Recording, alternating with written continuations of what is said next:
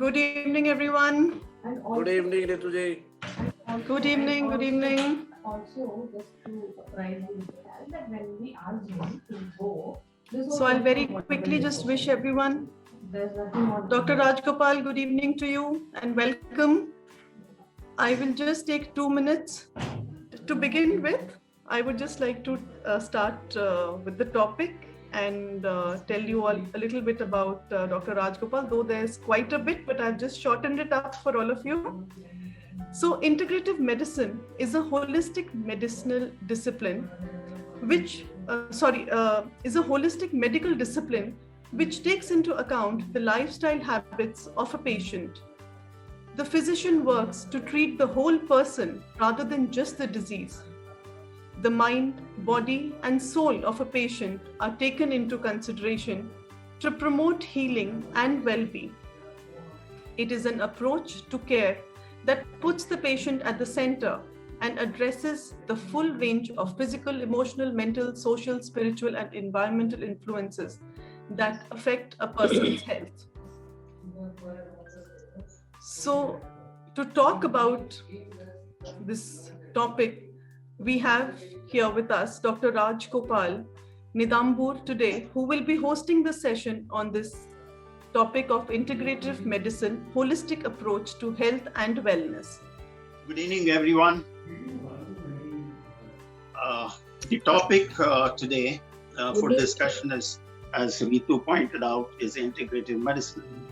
So integrative medicine, as she outlined, is basically primed to the patient per se. It is patient-centric.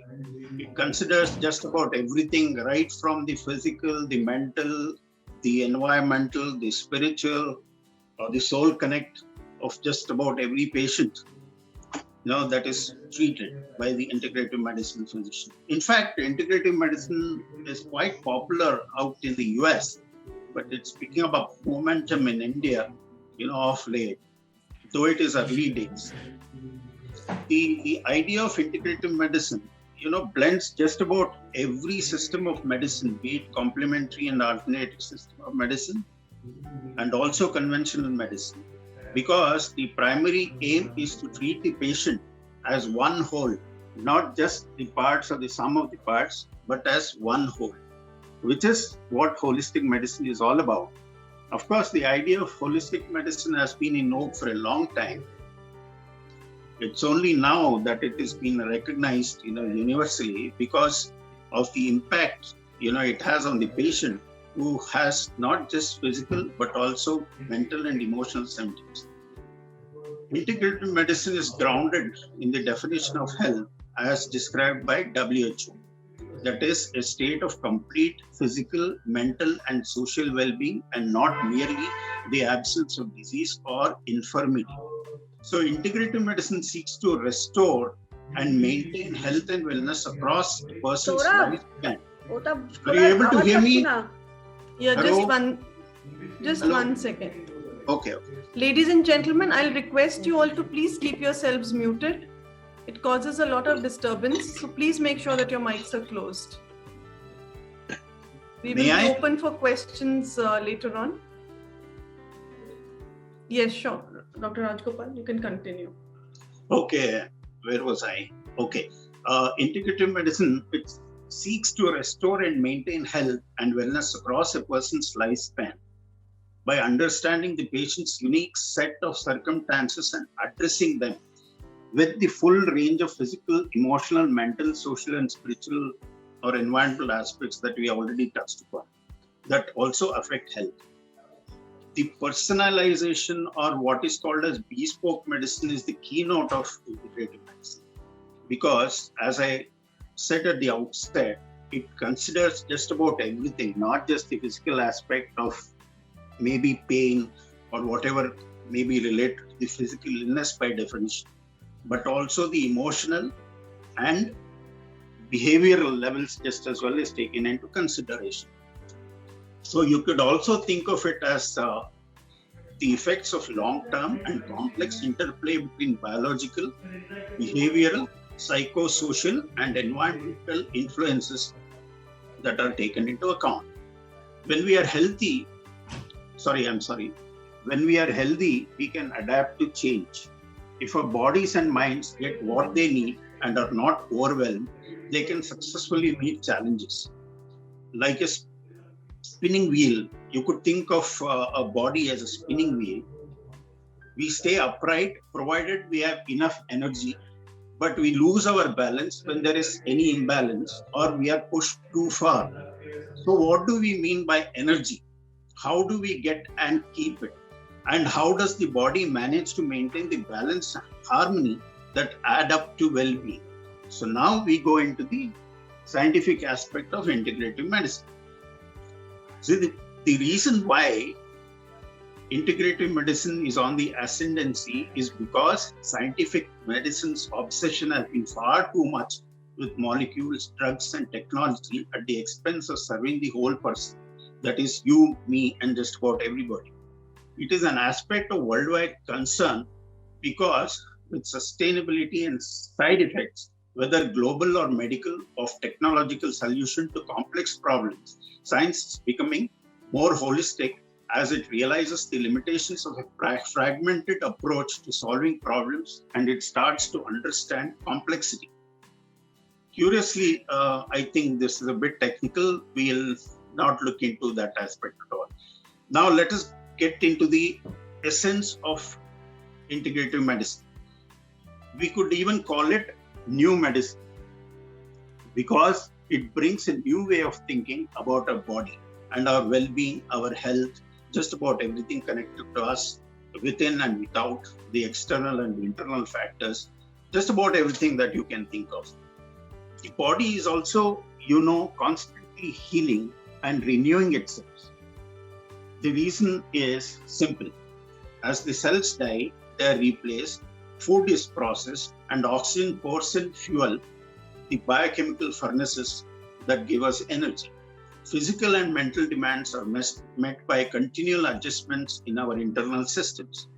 On the one hand, these demands may be as straightforward as those involved in taking perhaps a book off the shelf, or maybe a flower vase which you remove and keep somewhere, or sitting down with a cup of coffee and relaxing with a book in hand. They all have demands, and the body finds sometimes hard to deal with them.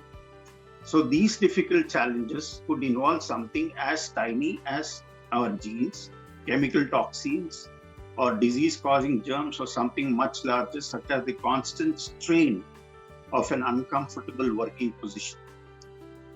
All these have certain effects on the body, and it can lead to injury in the long term. For instance, if you don't have the right posture when you work at the workplace for about 6 to 8 hours a day, it obviously leads to a strain on your neck, and it leads to a problem called as cervical spondylitis, which is a very common factor.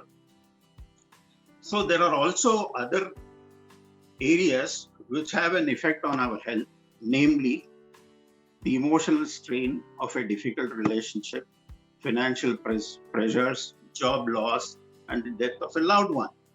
One can also present the body with challenges when we are not sort of focusing on ourselves. Instead of focusing on ourselves, we are focusing on other elements around us. So this also leads to a sort of disconnect with ourselves and the outside world. This is also a cause for most of the diseases that we have today.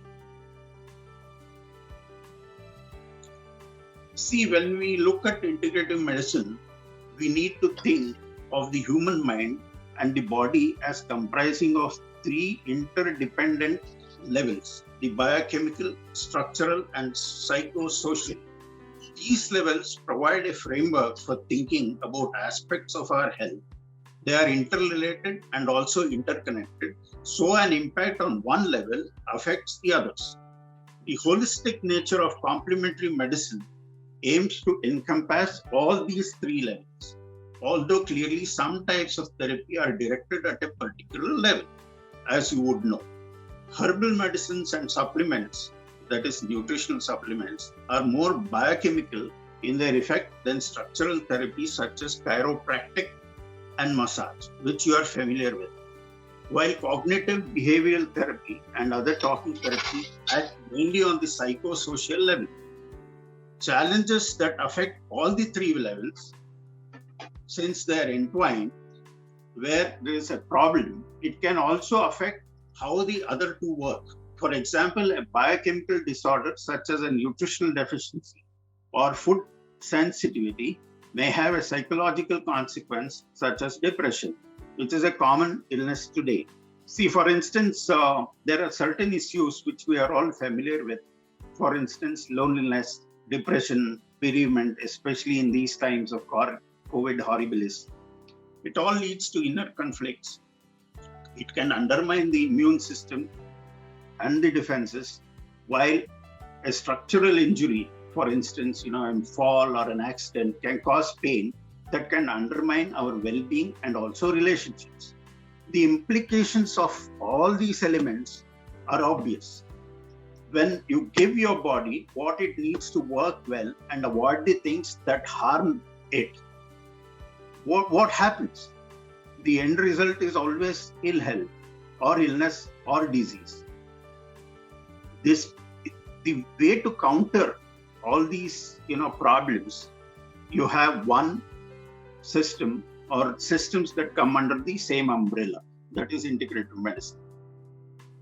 Apart from that, integrative medicine also in effect encompasses of yoga, meditation, and also it emphasizes on giving up smoking, seeing friends, making dietary changes, and doing whatever one needs to do to nourish oneself intellectually, emotionally, and also spiritually.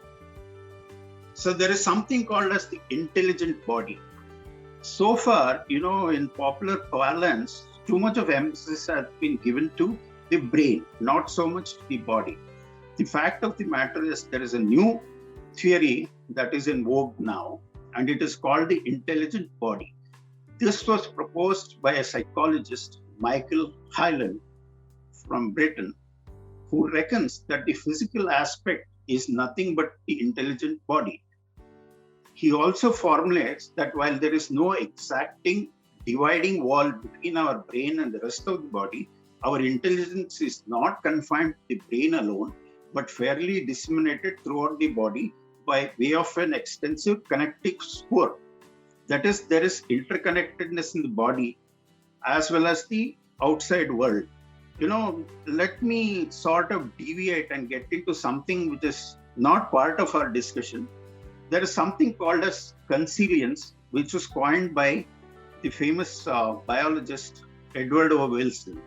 So consilience in effect, it means the interconnectedness of things. It comes from the old Greek concept of interconnectedness. Okay, that is as much a part of integrative medicine as it is with the biological or with the external world. So again, let's come back to integrative medicine. See, there is no exacting dividing wall between our brain and the rest of the body. Our intelligence is not confined to the brain alone, but fairly disseminated throughout the body by way of a connective sphere. That is where I left and jumped over to consilience. Now let me come back. You may also think of the whole element called body intelligence as violin notes within a multitude of musical nuances within the body.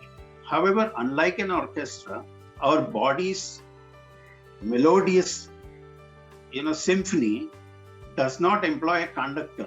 Our psyche, sum of the parts and parts of the whole credo, composes music by itself, just as each note croons the entire melody and responds in harmonious synchrony.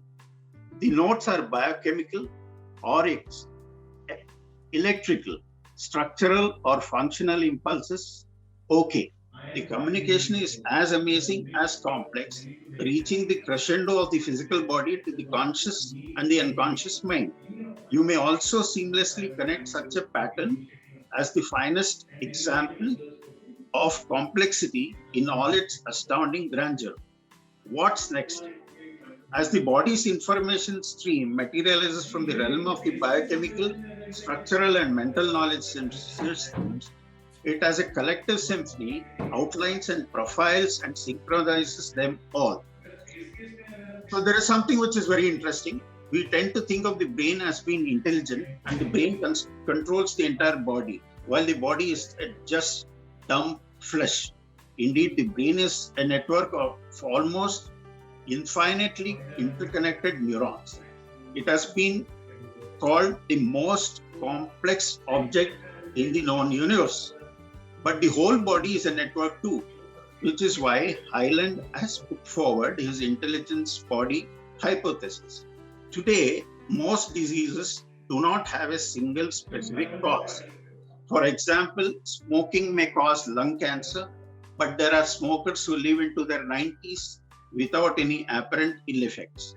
Whether or not we succumb to illness or our recovery rate are all dependent on a multitude of interrelated factors that affect our self-regulation may be a big question.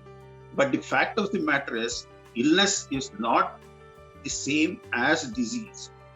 Someone with a headache may feel ill, for example, without having a diagnosis made. So what do you think of it? A doctor makes a diagnosis based on the patient's story and the clinical signs and symptoms. Those are observable changes, and then prescribes treatment. Whereas complementary or integrative medicine practitioners consider signs and symptoms differently and may suggest treatments to stimulate the self-healing process. The integrative approach seeks to use conventional treatments too, if a clear diagnosis and safe, effective treatments are available or not available, and to explore the role of complementary treatments depending on their appropriateness and availability. Very often, this approach will explore what triggered the problem now, made you susceptible and undermined your resilience, and also what may be preventing you from getting better. An integrative approach will always call for motivation to change something. For instance, your diet, exercise, or perhaps a way of thinking, or it may mean learning a self-healing practice. The risk of integrative medicine is also a factor to be considered, because whatever there is on planet Earth is not without side effects. So let us always remember this point, that it always helps to be very realistic in whatever we do, not what others want us to do. Okay, it is always a common practice for most people to think that herbal medications or botanicals or whatever is natural that is available are devoid of side effects. This is not right, because there are always interrelated actions between drugs, botanicals, and other substances which we use from time to time. See, for instance, I think most of us have hypertension, maybe diabetes. Nobody is exempt in this world. So the fact is, let me give you a few examples. Most people today who are hypertensive may be on beta blockers or calcium channel blockers. So for instance, if somebody takes, black grapes, it may exacerbate the action of the beta blocker. So you need to be very careful when you have beta blocker not to mix beta blocker with black grapes. Likewise, some vegetables, including garlic, onions, broccoli, have the opposite effect. They enhance drug breakdown by boosting the liver's detoxification enzymes. For instance, there is a herb called St. John's wort, which is used in depression. It has a similar effect on the liver, just as those vegetables which I mentioned. It also reduces the effectiveness of certain drugs, particularly over contraceptives and antibiotics. And let's move on to coenzyme, which is a major antioxidant. And hawthorn, which you have heard of, it is called crataegus in common parlance, which I think the Greeks used it to treat heart problems. So both of them improve heart function. Okay. And heart patients obviously should need to reduce their medications when they take coenzyme or hawthorn berries. Magnesium for diabetics. This is a very important thing because most diabetics have a shortfall of magnesium. Magnesium has over 300 functions in the body.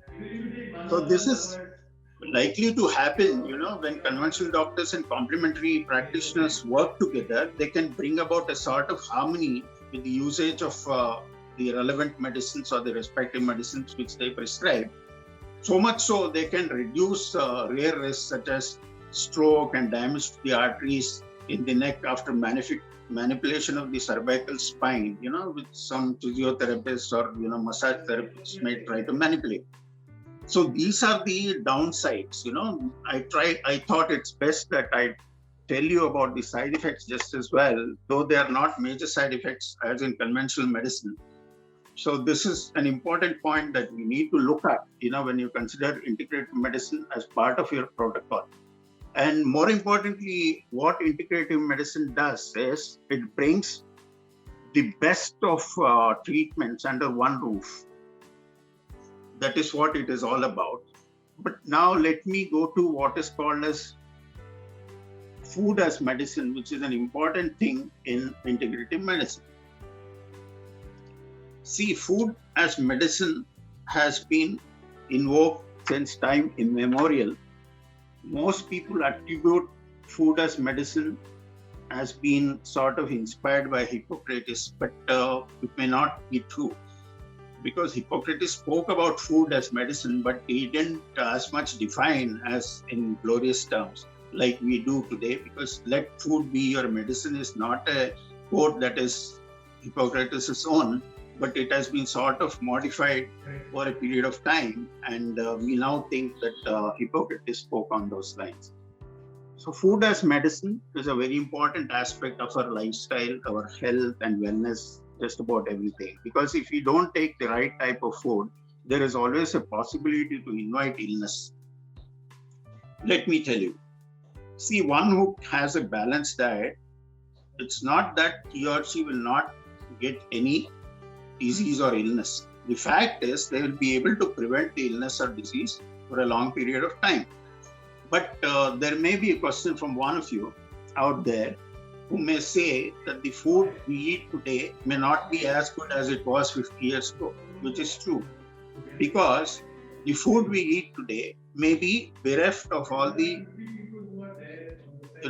the elements, the nutrients, etc. for the simple reason because our fertile soil is no longer fertile. What it was 50 years ago, it is not today. So the thing is, what we need to do is to go for organic stuff, which is not always possible. See, the more organic food we eat, the better it is for our health and well-being.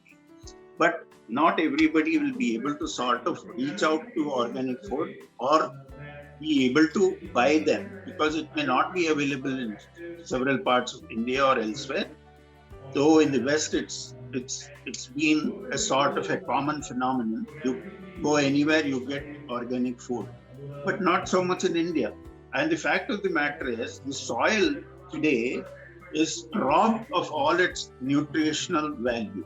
So the food we get are generally processed, and there is always another element that adds or compounds to the issue, that is governmental, concern, which is not really where it should be.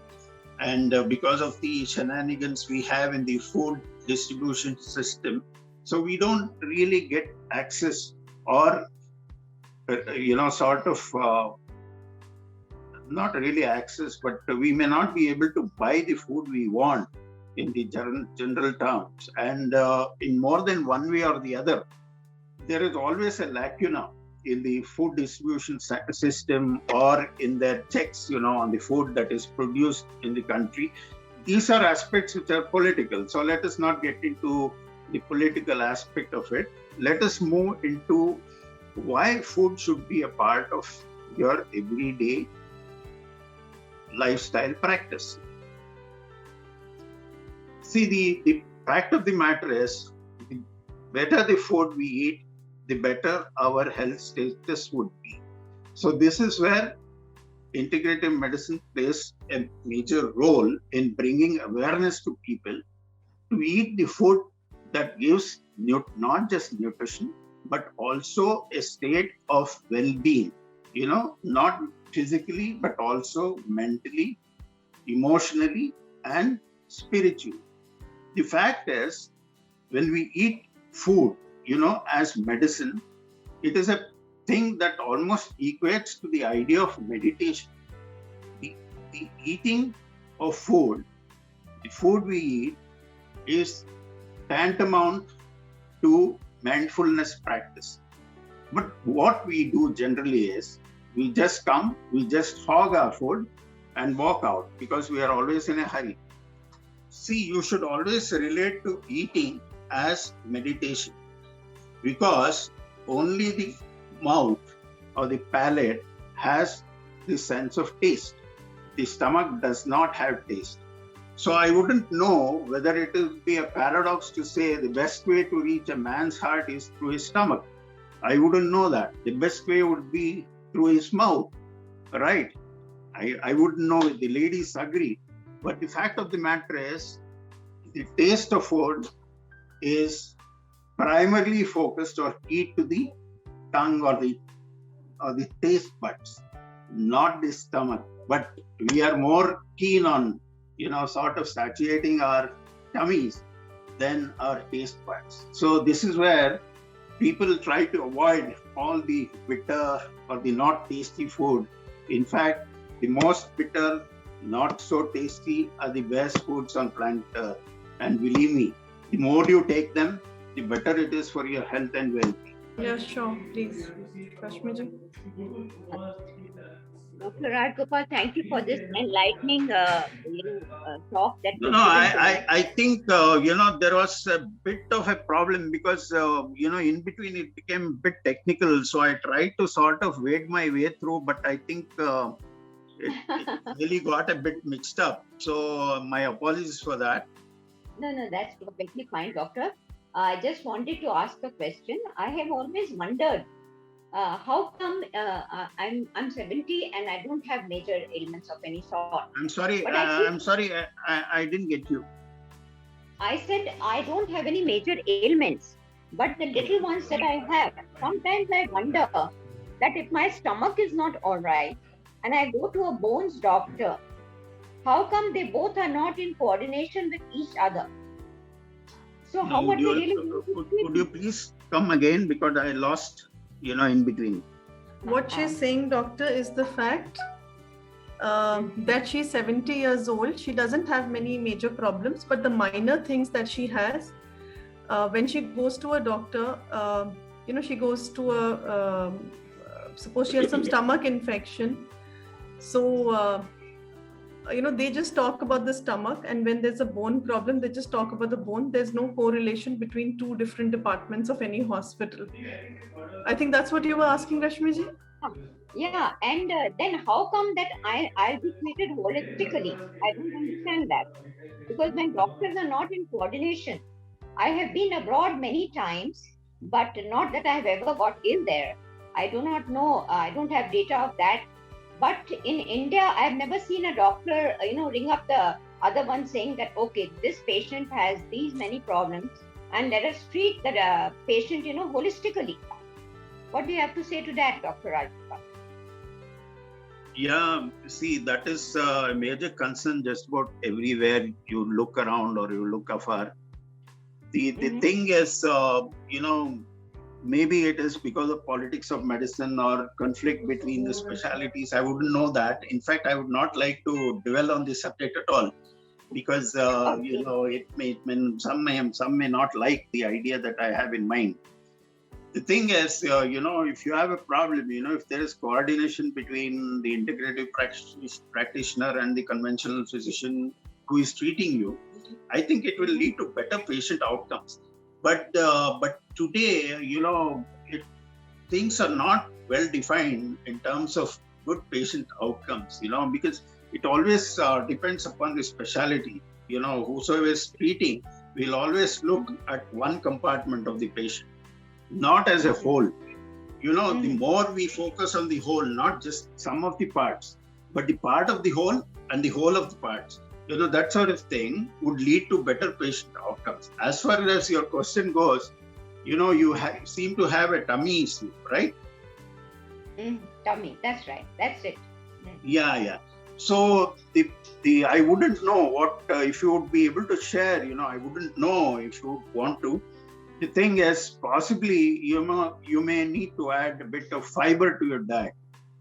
Maybe by way of flaxseed or rough edges.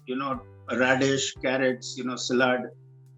If you add all this, I don't see why it won't resolve your problem unless there is something major, which I doubt. No. Doctor, I would like to ask just one more question. When you talk of self-healing practices, what does that really mean? I mean, self-healing practices. What Pardon? comes under them? As you said that we can indulge into self-healing practices. What all comes under that? I would like to know that. Under integrative medicine. No, self-healing practices, as you said in your talk. Self-healing practices. Self-healing practices are just nothing but your lifestyle modifications, what you eat, what suits you best, what doesn't suit you best. That sort of thing you need to look at in a holistic sense. See, each of us is a doctor in one way or the other because we know how the body works, how we ought to respond to the body and our needs. Unless we focus or we are keyed to the body, we'll not be able to sort of manage our life, well. And we fall a prey to common illnesses, which can be easily modified with lifestyle practices, not medicine at all. There is no need for medicine for just about everything or every problem we have. What we need to do is simple, we need to make simple, stupid choices, which doesn't need any explanation. For instance, you have your breakfast, you have your lunch, well balanced, sort of, not overeat, eat 70% of what is your capacity. Then there is no way you'll fall ill. And also have exercise routine, on a regular basis.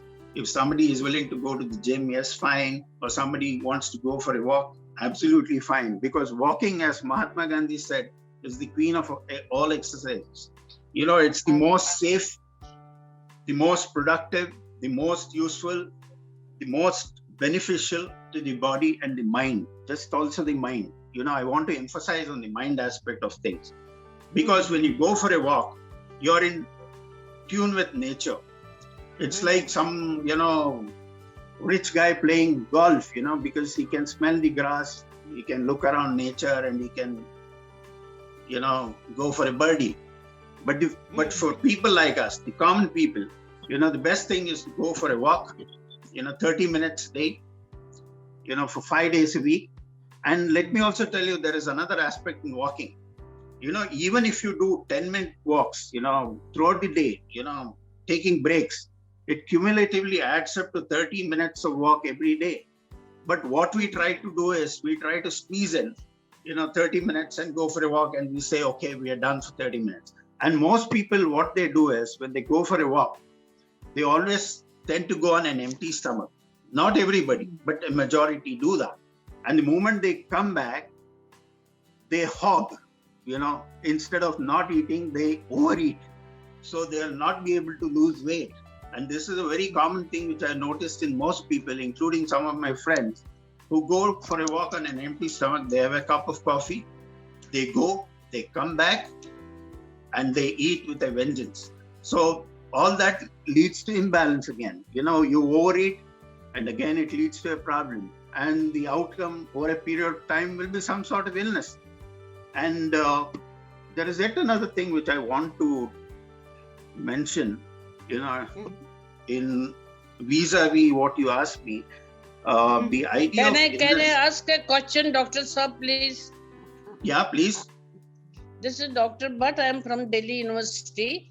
I was wanting to ask you, Dr. Saab, the supplements which we take.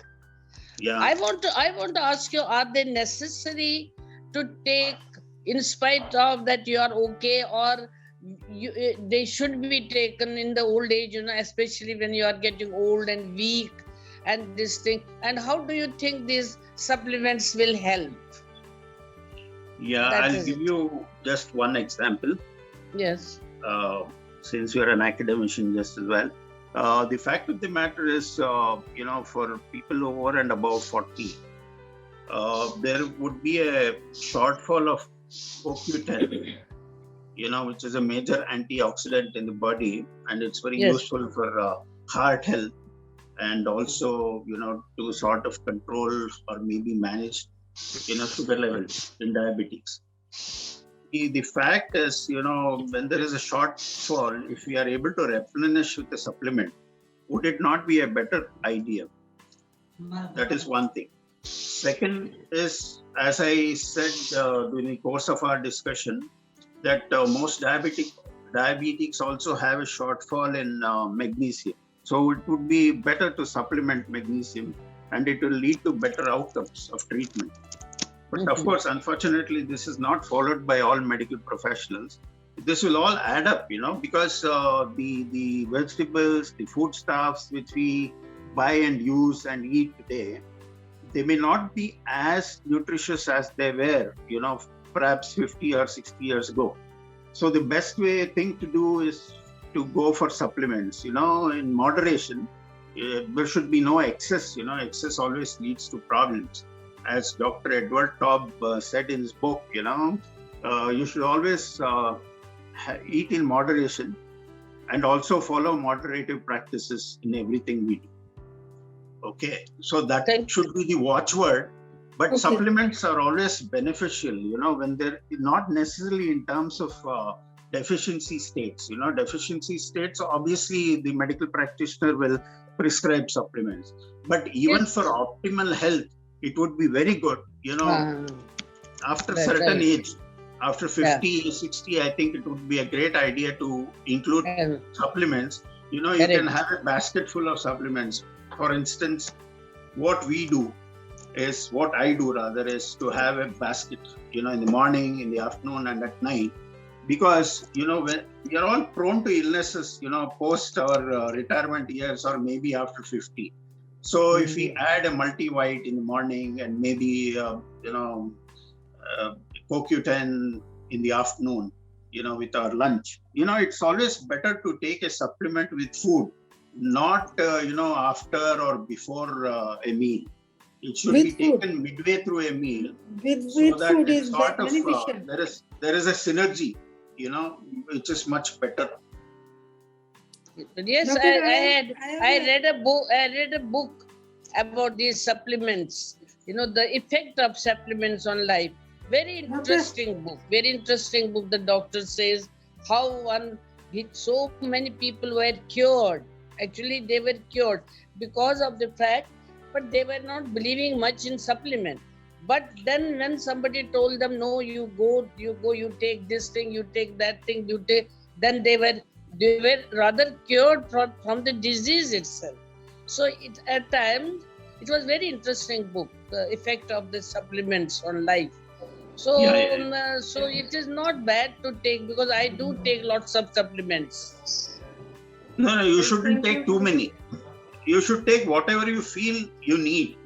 For instance, if somebody is a diabetic or a hypertensive, it always makes sense to take CoQ10, magnesium. No, like calcium, like vitamin B complex, and like vitamin C, extra. That's it. We'll take the next Thank you very question. much, Dr. Nilima ji, It we'll was take very the nice. next. In fact, Nilima I would ji? like to say something on the COVID issue. The COVID horribilis. Supplements have played a huge role. In minimizing the COVID effect. For instance, right from astragalus and other supplements like vitamin C and D3, calcium, and also zinc has been found to be very good in preventing major problems. My question. 1 second, please, ladies and gentlemen. He's answering a question. Please let him finish that. Yes, Dr. Rajgopal. Yeah, the thing is, for COVID, supplements have played a key role,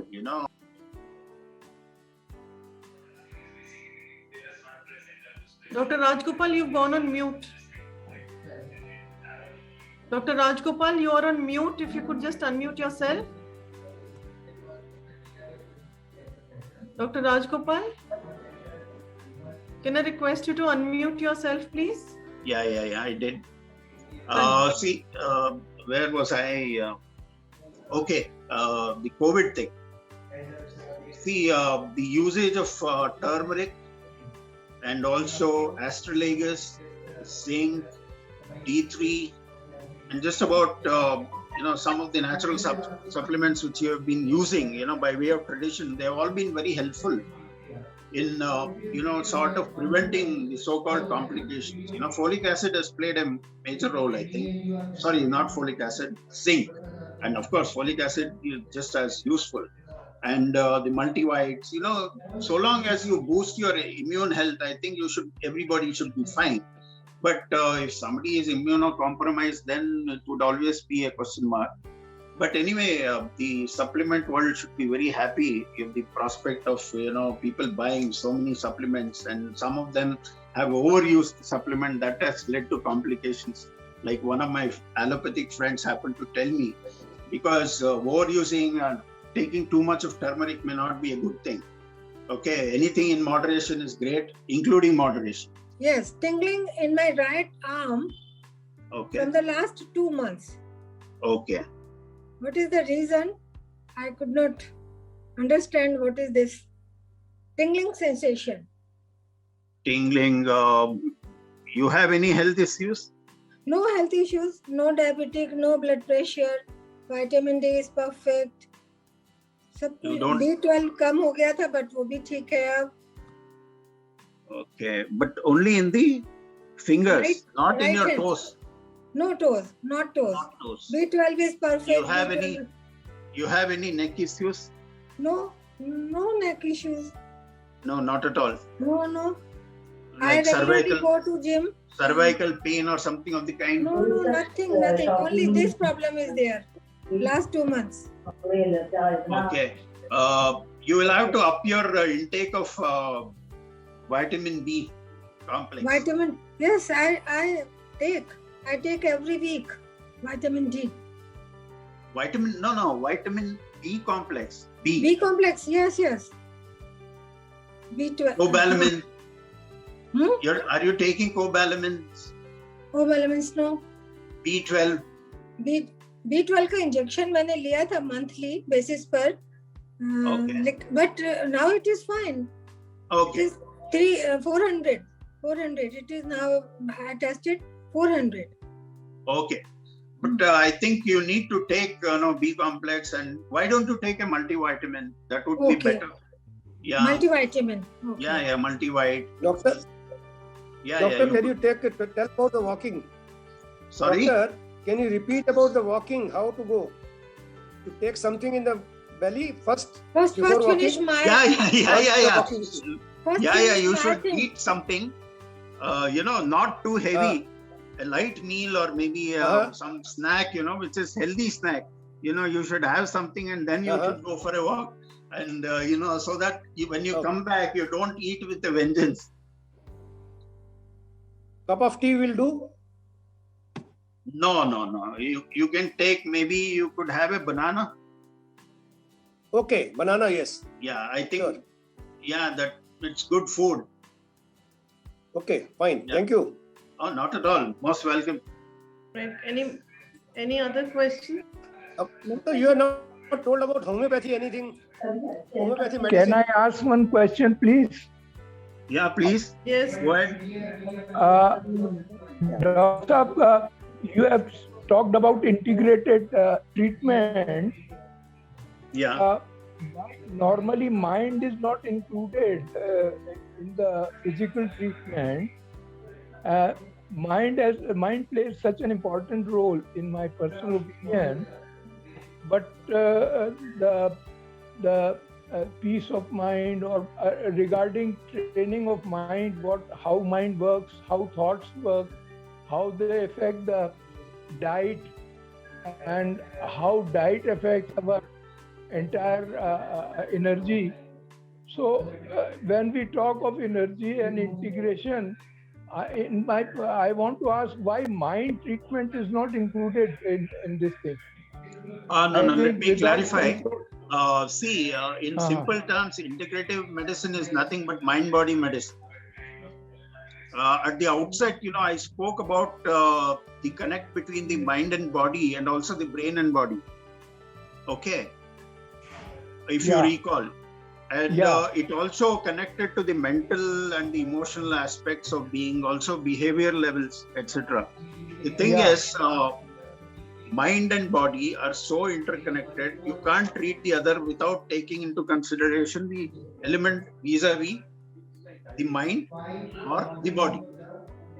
Okay, integrative medicine focuses on both the mind and body because most of the illnesses that we have today, they originate in the mind, not so much in the body. So unless and until you treat the mind, you will not be able to sort of heal the body just as well. Because like I spoke, like I told you, in between the discussion, that there is something called as the intelligent body. Unless and until you treat the intelligent body, you will not be able to treat the intelligent mind and vice versa.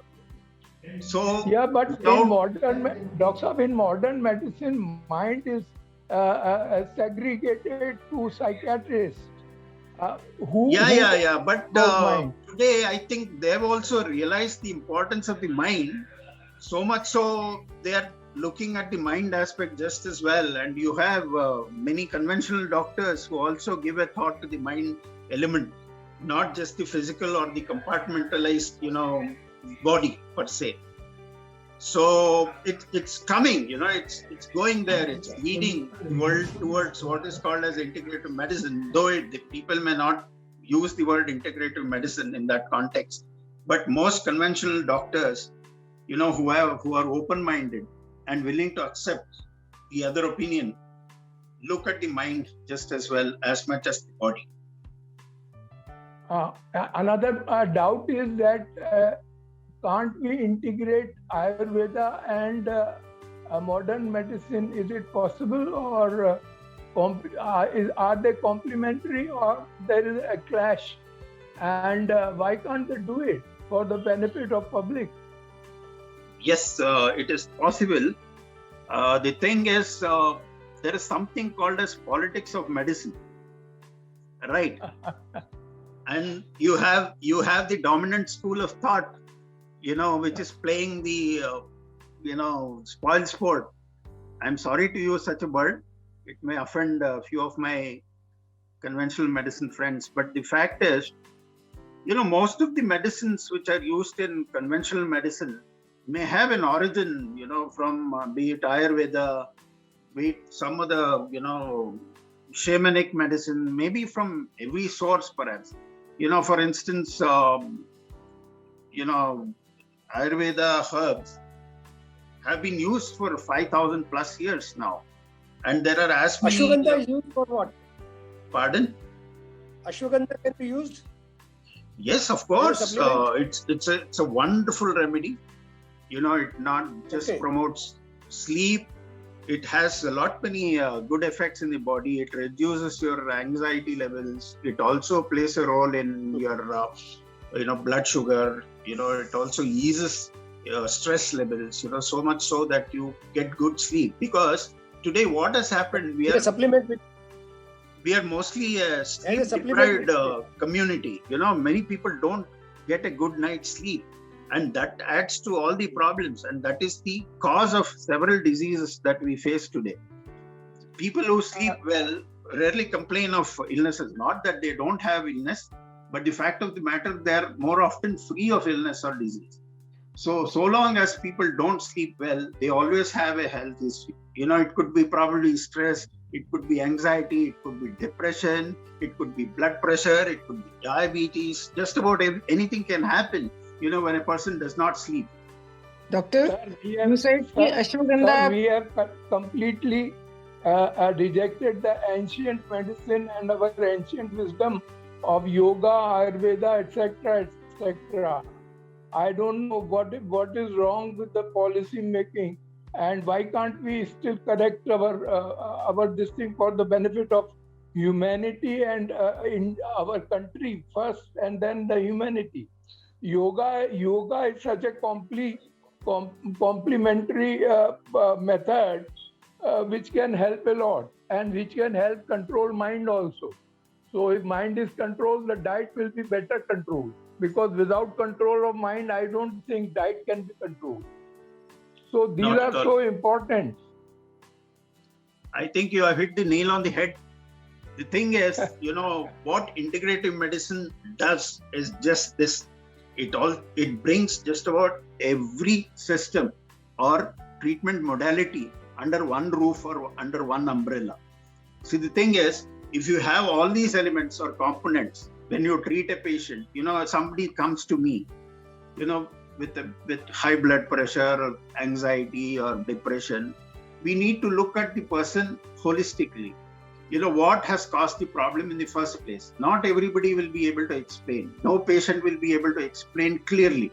But we need to sort of analyze from whatever we get by way of case history, and then treat him, not just one part or two parts of the body, but just about the entire thing, the person per se. You treat him with medications, maybe ashwagandha, or whatever is available, maybe a homeopathic medicine called gelsemium. Then you add a few of these other elements, magnesium, it reduces anxiety. Then, maybe Shankapushpi is a wonderful Ayurvedic medication, which is very good for anxiety states. And you can prescribe that. And That is for memory also. At the end of the Pushpi day- for memory also. Yeah. And you need to instruct the person to practice meditation every day, maybe 20-30 minutes a day, and then possibly practice yoga, like you said. This is what holistic medicine is all about, integrating just about every modality of treatment that you have under the sun, and then treat the patient holistically. So the treatment outcomes would be much better than treating with just one, drug or medication. Because depression, most cases of depression don't respond to antidepressants at all. Antidepressants don't work. They cause more harm than good. So what we need to do is to look at the person, individually, and also what is called as personalized medicine, or what is called as bespoke medicine today. So we need to treat each patient as a unique person, because each of us is different, like our fingerprint or signature. Suppose I have a fever, I respond or react differently, or somebody else, my son has a fever, he'll respond differently. So we need to look at each issue separately, not mix the two and give the same medicine, like it's often done. So you have a point, you have made it so clear and relevant that, the need of the hour today is to go in for integrative medicine, which brings just about everything under one umbrella. Can I ask one question? Yeah, please. A good mention has been done about ashwagandha. Can you tell me what should be the time of taking ashwagandha and how much quantity? Okay, the best time to take Ayurveda is with your dinner, and if you go to sleep 2 hours down the line. This one capsule. Pardon? How much quantity? 500 mg I think would be fine. और regular basis किया जा सकता है बिना overdose हुए regularly No, you can take it for a few weeks, maybe 4 to 5 weeks, and then you should give a supplement holiday, maybe for a couple of weeks, and then you can go back. Should it be once a day?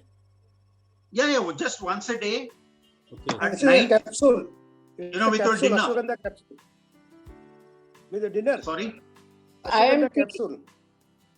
sorry, So I didn't get you. My query is how much ashwagandha quantity and how much time and at what time? One capsule, 500 mg. Okay, once a day. Yeah. Okay. Doctor, Once a I'm day, taking Mr. preferably. Bhamri, you want? Sorry. What is the No, best? let me what is the clarify. What is It the should best be time to taken take? with dinner.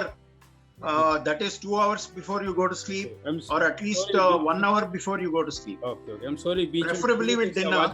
आवाज cut गई थी बीच में बोलने से, मैं सुन नहीं पाया था पहले. Thank you sir. Doctor, I am One taking second, doctor. Ashwagandha. Or Yes, Doctor? yes. excuse me. Can we just 1 minute? I'll just come to you one by one. Mr. Bhamri, you wanted to ask a question. Yeah. Dr. Rajagopal, I 100% agree with your lecture today, and it has given me the dividends. Whatever you have said, I am practicing. I just Wonderful. want your. I'm so delighted. Yeah, and I just want to tell you two things. One is that this walking I am doing 1 hour in the morning, 1 hour in the evening. Pardon? And doctors told me that if you walk, then collaterals are induced in the body. Yeah. Because I am a patient of CAD, so that is the reason. It is more than 18 years. I got CAD, and today I am walking every day in the morning 1 hour and 1 hour in the evening, and also taking supplements like Hirdayamrit Vati, which contains Arjun Chal and Makoe and Punarva. This is one. And for cholesterol, I am taking Medohar. You must be knowing Medohar contains amla and harad and Gugulu. Yeah. Google. So, do you approve? I am taking the right thing? Yeah, I think you're on the right track, and your record is absolutely fantastic. You know, for 18 years, you have managed so well. Yeah. Doctor, And Thank I you. like to ask you one question. Anything else you want me to add? not necessarily, because you're taking Arjuna, which is a wonderful remedy. Okay, and Doctor, maybe with the Can we let him just finish? with the okay of your doctor, you could take CoQ10, coenzyme 10, which would be a very useful supplement for you. Okay. Thank you. Right. Thank you Ranjana ji, very you had a question. Doctor, I would like to ask you one question. Minimum 6 hours. What should be the minimum sleeping hours? 2-3 months back, I was not getting sleep more than 2-3 hours. Now I have started taking sleeping pills. Pardon? You're taking sleeping I pills? am taking pills. Yes, that's what she said. Could you kindly come again? I couldn't get the point which you made. So at the age of 65, I am not getting properly for the last few years. So Okay. somebody suggested me to take Angry. So for the last 2-3 months, I am taking Angry, and I take for 4-5 hours, not more than that. Is it sufficient? I would like to ask you that. It's okay. The idea of having a good night's sleep for 6 to 8 hours, may not apply to everybody, because one size does not fit all. The fact of the matter is, if you are able to get sound sleep, even for 3 to 4 hours or 5 hours, as the case may be, and it all depends upon the fact that when you get up in the morning, do you feel refreshed or you feel tired? If you feel refreshed, no problem at all. Yes, I get. But people say ki don't make it a habit to take sleeping pills daily. That is also not good. So what? No. Sleeping pills, big no, because it also sort of distorts your REM sleep, rapid eye movement sleep. Which is a very important, phase in the sleep cycle. So, of course, there are so many new sleeping pills that are available in market, which are very good. I mean, state of the art type. But still, the side effects, you need to think about. So, I wouldn't think it would be a great idea to keep taking sleeping pills for a long period of time. Short term is okay, but long term is not advisable. Feedback. How to give up then? Otherwise, Yeah, I won't. please give up. And instead of that, do you have any health issue? If you don't have any major issue, or even if you have, for instance, diabetes. Pardon? Not very much, but slightly. It is within the Okay, limit. in that case, why don't you take ashwagandha about 1 hour before you go to bed? That will then I'll get sleep. Yeah, but not all ashwagandhas are ashwagandha. You need to buy the best product available. There is something called as KSM. Okay. You need to take that KSM ashwagandha. It is standardized. It's supposed to be the best ashwagandha product available anywhere. Okay, so if you take KSM ashwagandha, it's available on Amazon. You can order, and you need to take 1 capsule every day. It's about 500 mg, if I remember. And you should take it just once a day at bedtime. That is 1 hour before you go to sleep, and it will induce good sleep. And you will also get good dreams just as well. What ashwagandha? KSM. KSM. KSM. K capital, S capital, M capital. Right. So we will take the last question now. We are at 6:25. So we'll just take the last question. Ritu, I want to ask him, ashwagandha anybody can take? Yeah. It's quite safe. Okay. Yeah. And the only thing you need to maintain, not overdo things. You should take just 1 capsule a day, not more than 1. Yeah. Doctor, this And homeopathic also medicine 1 hour before bedtime or with your dinner. Doctor, this homeopathic medicine is expiry date? No, it's okay to use it for 3-4 years if you don't expose it to direct sunlight. Yeah, it is there actually. Up White. to 5 years is not fine. Yellowish.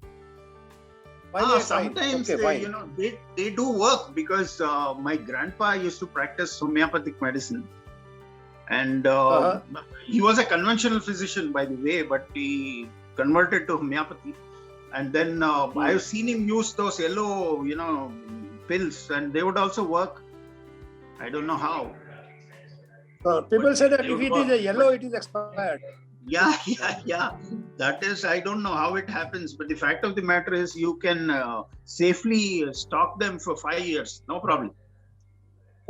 Fine. Thank you. So with that, ladies and gentlemen, we come to the end of today's session. And thank you so much, Dr. Rajgopal, for such a wonderful session. And informative.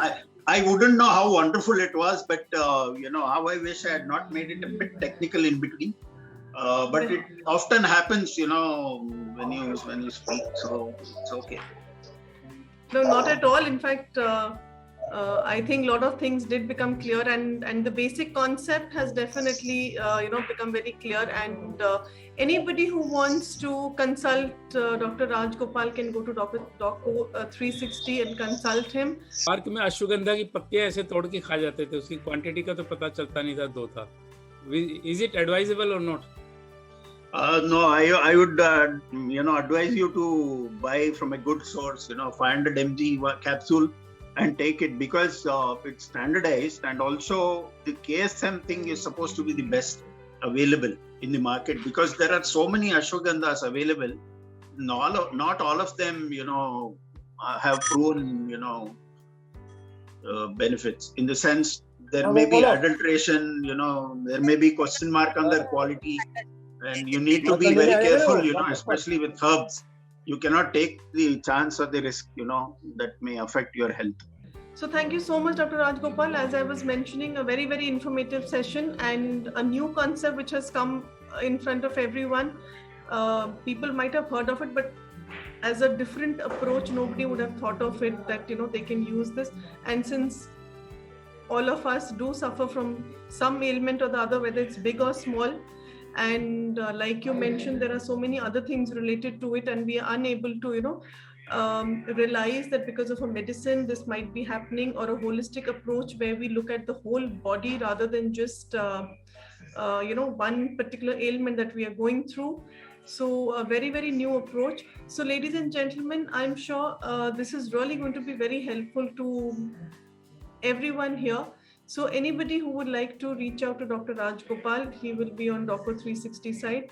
So we have also tied up with Doco 360. We have Emoha and Doco 360 is also tied up so that we can, have such kind. Yes, Dr. Raj Gopal, you want to? Yeah, there's something which I wanted to suggest. If somebody wants to send me a query or whatever, for advice, I would be more than happy to, respond. Right. Via email, if there is any question vis-a-vis their health issue or the supplement which they want to take, I would be more than happy to assist them. And also, of course, they are most welcome to consult me on Doco 360.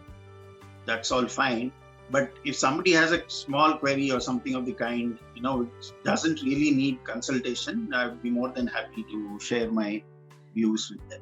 Sure. So that is really, really very, very kind of you, Dr. Raj Gopal. So I think his email link has been shared on the chat already. So anybody who wants to get in touch with him, please feel free to do so. He's been kind enough to give consultation if it's a small query and all. And otherwise, if you really want to consult him, then on Doco 360, he's definitely available. So thank you so much once again. My pleasure. Thank you so much for giving me the opportunity.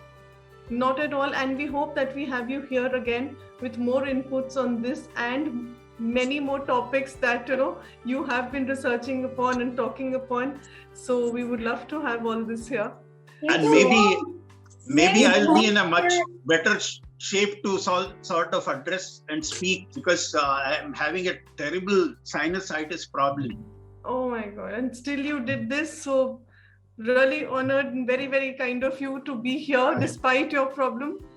So, but wonderful to have you and hope to have many more. So I'm not going to take much of your time. So thank you so much, ladies and gentlemen, for joining us here. So thank you so much, everyone. And we will see you all tomorrow morning at 8 o'clock for a physiotherapy show. 12 o'clock, we have a doctor's session. And 4 o'clock, we will have another session with Dr. Gerewal. And 5 p.m., of course, we have a session with the dietitian. So till then, thank you, Doctor. Keep following what Dr. Raj Gopal has said. And we will now look after the wellness of our mind, body, and soul with this integrated medicine. So thank you so much, everyone. And see you all tomorrow. Thank you, Doctor. Bye-bye. Thank you very much. Bye.